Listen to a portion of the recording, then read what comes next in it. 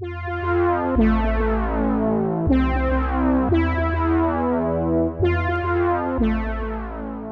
hi there, and welcome back to Her Shrink Ray Eye. I'm Joan Biediger, and today I'm looking at an adjacent miniature hobby that lives right on the bookshelf, book nooks. Those little portals between paperbacks and history books that catch your eye and make you lean in for a closer look. I originally picked up wooden puzzles and book nook kits during a long dry spell when I wasn't painting any figures. One Christmas, I opened up a Van Gogh themed book nook kit and something clicked. Building it was so much fun that I went on to make several more in the years that followed, each one a little different and a little more involved than the last. I expected them to be pleasant craft projects. What I didn't expect was how much they taught me. Those kits ended up being quiet classrooms. They pulled me back into the kind of focused creativity I had been missing. They taught design, lighting, restraint, and story economy.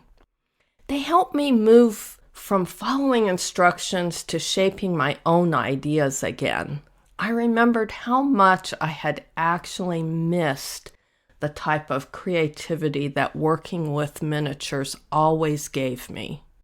In this episode, we'll look at what book nooks are, what they teach about light and composition, how they connect to and differ from scratch-built dioramas.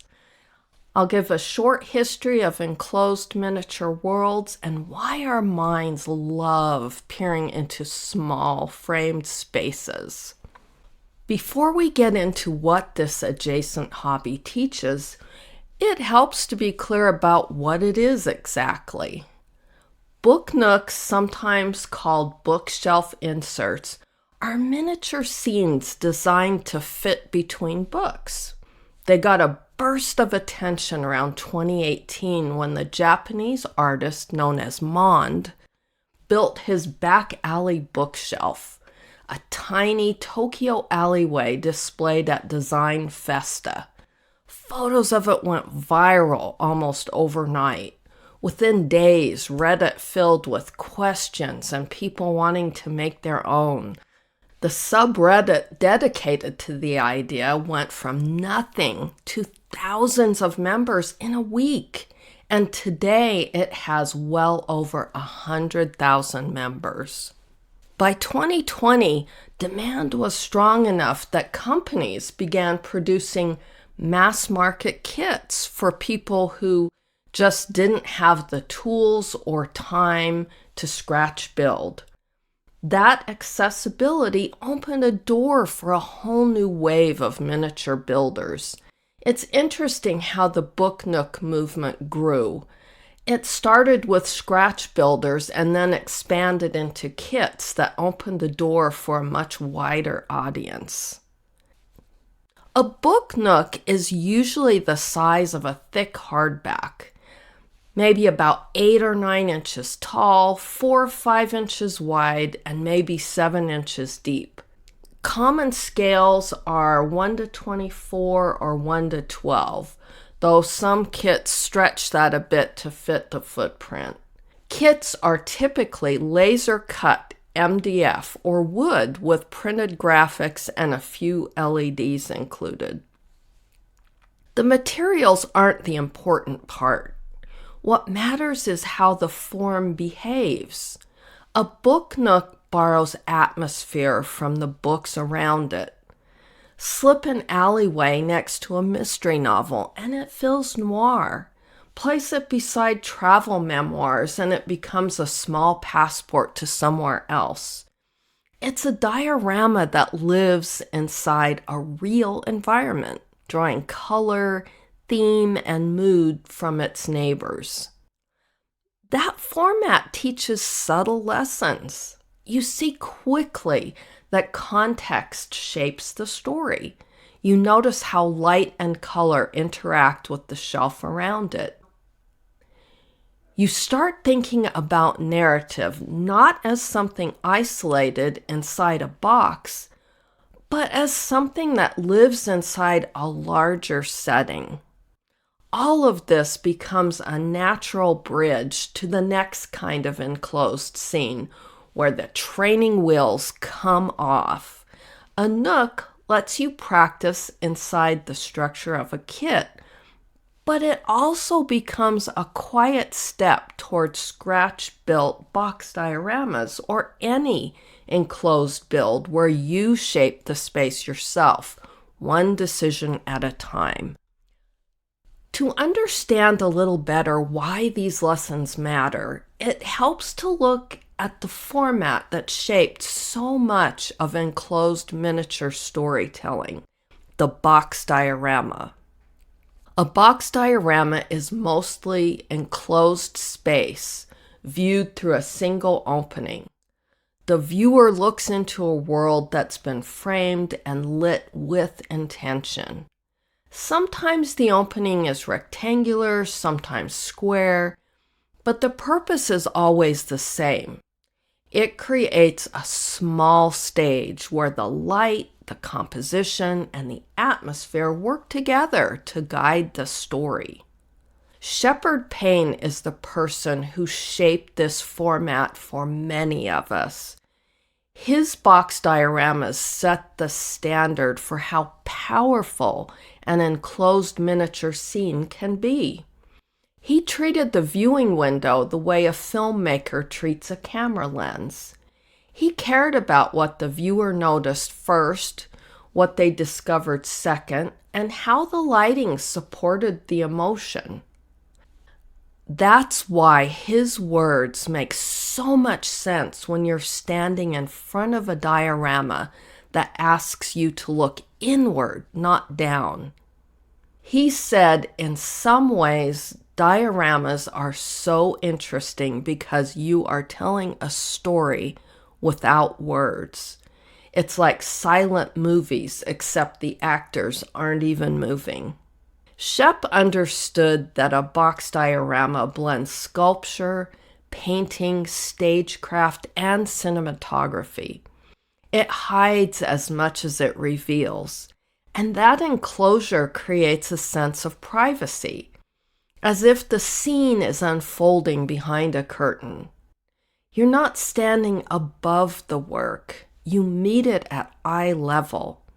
That shift changes how you respond to the story inside the box. It becomes a moment you step into rather than something you observe from a distance. This is where book nooks become an unexpected doorway into the same way of thinking. They let you practice making decisions about sight lines, lighting, and controlled framing. You start to understand how one opening shapes the emotional read of a space. Each kit becomes a quiet rehearsal for a more personal kind of storytelling, where you begin shaping the world instead of only assembling it. When I built my first Nook, I thought this is going to be a great lightweight build. Books plus a miniature world felt like an easy win. I didn't realize that tucked inside that simplicity was a whole lesson in visual storytelling. People take in a Nook in 3 beats: a glance, a pause, a lean in. First comes recognition, an alley. Then a moment of curiosity, a lamp, a cat silhouette, a bit of texture that pulls you closer. Finally, the viewer leans toward the opening and starts discovering the details. That rhythm of surprise, recognition, and discovery is exactly how we experience dioramas.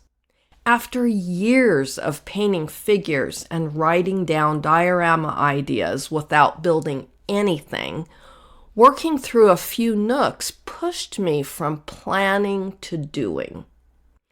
The structure of the kits, the numbered steps, the pre-cut parts, The way the sequence nudges you forward became the discipline I needed.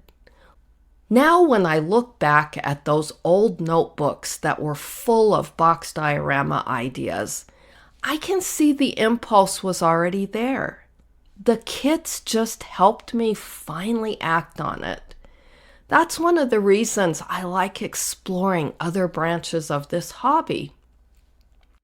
Different processes and doing something for the sheer joy of it can often lead you back or forward to new creative adventures like it did for me. Kits also train us about process in a quiet, steady way. You learn when to dry fit, when to test LEDs, when to glue, and how one small decision shapes the next. None of it is glamorous, but it becomes the backbone of reliable craftsmanship. Because the space is shallow, illusion does most of the heavy lifting. Floorboards taper as they recede. Trim gets a little smaller towards the back. A slightly lowered ceiling deepens the sense of distance. You start noticing how forced perspective works and how the outer box is only a container. The illusion lives inside this container. For me, building kits felt like warming up before designing my own worlds. You focus on execution and clarity first. Once that rhythm settles in, you can bring it into scratch-built work with much more confidence. At least I could. In most Book Nook kits, the lighting is already planned for you. You get a few pre-wired LEDs and a switch tucked into the frame. You're not designing the setup from scratch, but you are learning how light behaves inside a confined space. And that becomes the real teacher. You start noticing how scale and distance read under fixed light. Printed textures behave differently once they're inside an enclosure. Under room lighting, they can look crisp and full of detail, but an internal LED, especially when it sits close to the surface, can flatten contrast or create glare. Shadows fall in places you don't expect. A light aimed straight at a wall can make it look like a print instead of a surface with depth. Working inside a nook shows you how to read the scene the way a photographer reads a set, by paying attention to angle, contrast, and fall off, anticipating what will change once the lid goes on. Those constraints make you more observant. You begin to understand why one LED sits higher, why another is angled from the side, and why a darker corner reads better than one that's fully lit. That awareness becomes a quiet language you carry forward. Small modifications are easy and revealing. You can start to make these inside of a kit rather than investing in an entire scratch build. You can slip a piece of vellum or frosted plastic over an LED to soften brightness. You can warm a light with a thin gel or paint the inside of a tiny lampshade to control spill. A bit of foil behind a printed window can give it a believable glow. These little experiments show you how light interacts with color and surface, knowledge that transfers directly to scratch-built dioramas. Once you start seeing light as something that shapes atmosphere instead of just illuminating space, you begin thinking like a stage designer. A warm glow suggests life inside. A cool side light creates distance or weather, maybe even moonlight. Working small trains your eye to push mood instead of brightness, which becomes a habit you take with you into larger builds. If you move on to scratch building, those lessons multiply. You already know how diffusion works, how reflection behaves, and how easily light can leak. You have the confidence to design your own illumination, from placing a single key light to balancing color temperatures or wiring hidden access points that keep a piece serviceable years later. That's the quiet bridge book Nooks build. They let you practice the language of light in a contained space. By the time you're ready to create your own scene, you're thinking less about what light reveals and more about what it communicates. And once you understand how light carries meaning, it becomes easier to see the other place where the format teaches discipline: editing. Inside that narrow frame, there isn't room for indecision. A Nook teaches you to edit.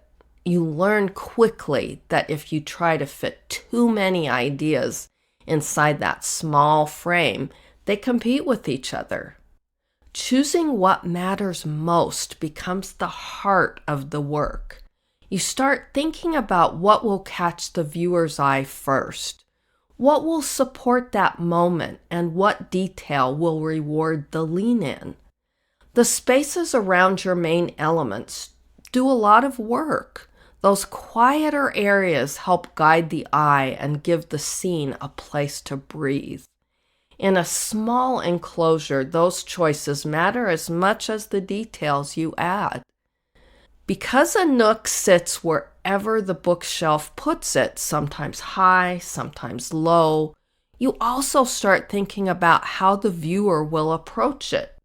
You begin noticing which elements need to carry the weight from a distance and which ones can whisper from up close. That instinct becomes the foundation of strong diorama work. Maybe the biggest surprise is how much Nooks show clarity. You capture one instant, the last lamp still glowing, a letter waiting on a table, a door left half open as if someone just slipped through it. That one concept is enough. You don't have to tell the whole narrative in a single frame. This is where I have to be honest with myself. I struggle with restraint. I always want to add one more thing, try one more idea, layer one more detail in the scene. It's easy for the original spark to get buried under all the extras. Learning to step back and trust the core idea is a skill I am still practicing, still trying to learn. The urge to keep adding never really goes away, but after building a few of these, you start to trust that what's already there might just be enough. Once you've built a few Nooks, it's almost impossible not to compare them with scratch-built box dioramas. They share the same DNA, proportion, composition, and the way light can shape depth and atmosphere. Both formats guide the viewer through the same journey: a glance, a second look, and that instinct to look closer. Our minds keep building the story beyond the frame. Where the two formats begin to diverge is in how the space comes into being. A book nook is shaped by constraint. In general, it has to fit the shelf, so the height and depth are decided before you ever begin. The kit hands you a stage, and your job is to direct within those limits. A scratch-built box diorama starts with an empty space. You define the opening, the sight lines, the scene, and the way the viewer approaches it. You decide what they see first, what they can't see at all, and where the mystery sits. That freedom brings risk, but it also brings authorship. These differences show up in a few key ways. Viewing geometry tends to be fixed in a nook. Most are tall, narrow corridors because they're designed to slip between books. A box diorama can take many shapes: a room, a corridor, an exterior, or something more sculptural, because you control the frame. Context also works a little differently. A nook can pick up mood from neighboring books around it. The spines and colors nearby can influence the mood. A box diorama provides its own context. It can hang on a wall or sit on a table and creates its own presence through light, color, and composition. Build control is another split. Kits decide where the panels go and how the wiring runs. It's a great practice for sequence, clean assembly, and order of operations. Scratch building lets you shape the dimensions, the viewing window, the access points, and the architecture of the box itself. Depth strategy shifts as well. A nook usually focuses on a single corridor, so forced perspective does most of the work. A scratch-built diorama can use layers, foreground, midground, and background, and a book nook to some extent uses the same. But with a scratch-built diorama, you can stretch or compress the space as much as you want. You don't even really have to use forced perspective. It's all up to you. Lighting makes the final distinction. In a kit, you're provided a circuit or two, which is enough to learn diffusion, contrast, and spill control. In a custom box, you design the lighting plan from the ground up. You place the key light, shape the atmosphere, and decide how warm or cool the story feels. Kits are a safe place to experiment. Changing one small element, a bit of gel, a dusting of pigment, a weathered panel, shows you immediately how the space reacts. Those habits transfer into scratch builds. Lead with the story, let the light do the heavy lifting, choose a few textures that support the mood, and let the quieter details whisper.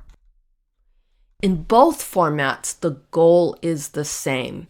You want the viewer to stop, lean in, and take the scene in as a place, not just an object.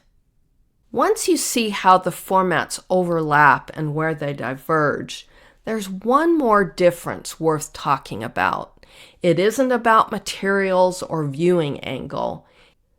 It's about the communities that shaped each hobby and how those values influence what gets built and what gets recognized.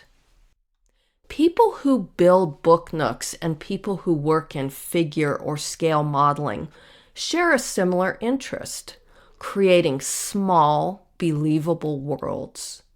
But the two communities developed in different ways. The book nook movement was born from maker culture, laser kits, Etsy shops, and Facebook groups that prize accessibility and visual charm. It's a culture of sharing, image-driven, often female-led, and conversational rather than competitive. Success is measured in engagement and inspiration rather than medals. Scale modeling and figure painting developed inside clubs, contests, and magazines, a tradition shaped by skill standards, historical accuracy, and public judging. It's more technical, often more formal, and more male-dominated. The showroom lighting is literal, bright contest hall fluorescence. And the evaluation is either to a standard that awards gold, silver, bronze, or certificates of merit, or side-by-side comparison in a 1-2-3 system. So while both worlds build in miniature, they evolved with different values. Book Nook culture celebrates imagination, mood, and personal narrative. Model show culture also celebrates imagination, but often rewards finish, precision, and technical mastery higher. One leans into story and decoration, the other into technique and control. That's why we rarely see book nooks at scale modeling or figure shows. In those venues, they're usually treated as decor pieces rather than competition work, even though some of the scratch-built and modified ones match or surpass the craftsmanship of many display models. The divide isn't about skill. It's about venue and visibility. The maker world thrives online. A lot of the modeling world thrives in person. Crossover is healthy. We can always learn from other miniature hobbies. The magic happens when people are not stuck in one lane or the other. It's people walking both sides and meeting in the middle, carrying new skills back to where they started. That meeting point could be the next creative frontier of the miniature arts. And this is where book nooks do something quietly powerful. Beyond culture, beyond venue, they become small, steady rehearsal spaces. Places where you learn without realizing you're learning. They're fun. One thing I didn't expect from book nook kits is how naturally they become quiet training spaces. Yes, the footprint is fixed, which removes a lot of decision fatigue. You're not cutting lumber, plastic, or designing an enclosure. The space already exists, so you can pay attention to what it's teaching you. I wanted to understand enclosed illusions better. The mechanics of an infinity mirror that creates an endless corridor, or a Pepper's ghost effect that makes a figure appear translucent. I ended up finding 2 different book nook kits, each designed around one of those tricks. Working through them gave me a low-risk, hands-on way to see how those illusions actually functioned inside a real structure. Once I built both, the concepts finally clicked in my head. I walked away feeling like I could create each effect on my own. A nook also teaches you the small things that make enclosed scenes believable. How wiring disappears when it's routed cleanly. How a seam behaves once the light hits it. How a single shadow can shift the balance of the entire space. You start seeing how depth reads when the viewer only has one opening, and how a slight change in angle changes the mood. None of it feels like training while you're doing it, but it builds into a knowledge bank you can use later. The order of operations becomes clearer too. Place a panel too early and you lose access. Test a light at the wrong moment and you might have to pry a wall open again. These lessons aren't dramatic, but they stay with you. Over time, those instincts carry into other parts of the hobby. You look at a figure and think about the light it belongs in, not just the color of the cloak. You often start noticing more about how things are read in context and what it is that draws you in. You learn which textures help and which distract. A nook doesn't compete with figure painting or diorama building. It complements them. What it offers is a calm, small place to explore the same instincts, how light moves, how space compresses, how a moment settles into focus. Once you start observing those quiet lessons, it becomes clear that book nooks and box dioramas are just the newest chapter in something much, much older. We have been drawn to framed miniature worlds for centuries. The urge didn't begin with LEDs or laser-cut wood. Book nooks and box dioramas belong to a much older tradition. People have been drawn to framed, enclosed worlds for a long time. Renaissance artists built illuminated perspective boxes, lined with mirrors or painted scenes that shifted with candlelight. 17th century showmen toured European cities with raree shows, portable boxes with peepholes that let you look into miniature theaters of wonder. In 1823, the Diorama Theatre in London used moving panels and shifting light filters to turn day into dusk on a painted stage. That spectacle gave us the word diorama. Dutch painters such as Samuel van Hoogstraten created perspective boxes that turned paintings into rooms. Viewers leaned in and saw corridors that seemed to stretch far past the real depth of the box. Later came dollhouses and natural history habitats, all teaching new generations how light, scale, and framing work together to create a believable scene.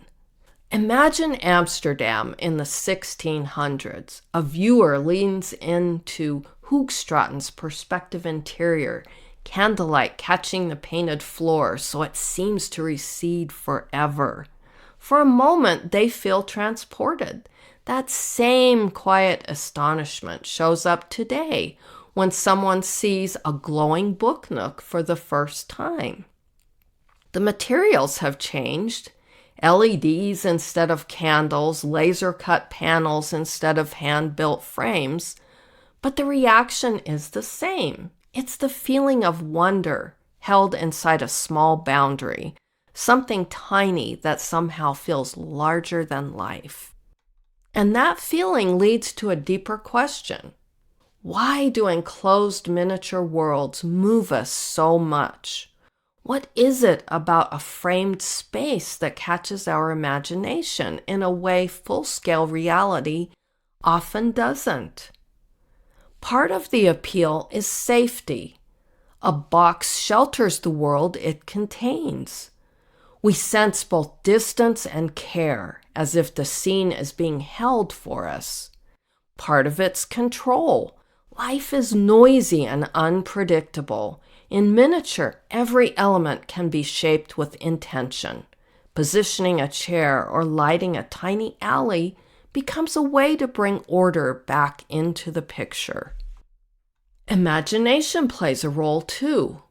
When a scene is framed, our minds reach beyond the edges. We fill in what's hidden behind the corner or beyond the door. That is boundary extension at work. And it's why a good diorama can feel endless. For many of us, building small worlds becomes a form of attention. The real world moves too fast. Miniatures slow it down again. Inside a box, you observe the small things. The way light hits a wall, how a shadow falls, how a texture adds interest or makes things too busy. Paying attention like that slows you down in a good way. It puts you back in the work, and that kind of close looking changes your pace and your perspective. Containment itself is a creative tool. Limits can be frustrating, but they can also sharpen the choices. When the boundaries are clear, you start to understand what comes first, what follows, and what can remain unsaid. And because everything is visible at this scale, care becomes tangible. A glue smear, a rough brush stroke, a shifted angle, all of it shows. A miniature mirrors the hand that made it. When you slow down enough to do something well at 2 inches, it changes how you move through the larger world. Every nook, every box, every enclosed scene encourages us to discover something about ourselves as makers. They remind us that small spaces can hold big meaning, and that the discipline of focus often reveals more than the subject itself. So yes, building a book nook kit can absolutely strengthen your diorama skills. It teaches structure, patience, composition, and light. It reminds us that big creative steps often start in small containers. For me, those kits were stepping stones to my first box diorama, Algorithm as Art. They helped me shift from building what was in the kit to building what was in my head. If you've built a book nook or you're thinking about it, treat it as a practice space for imagination. Just have fun with it. And you might find yourself, like I did, standing at the threshold of your first scratch-built diorama. If you enjoyed this conversation, please share it with a fellow hobbyist. Subscribe, follow, or simply take a little time to listen when you can. I appreciate every person who joins me here. I'll be right here with my lamp on, brush in hand, story waiting. Until next time, keep your hands steady, see clearly, not obediently, and keep your story your own. Thanks for listening.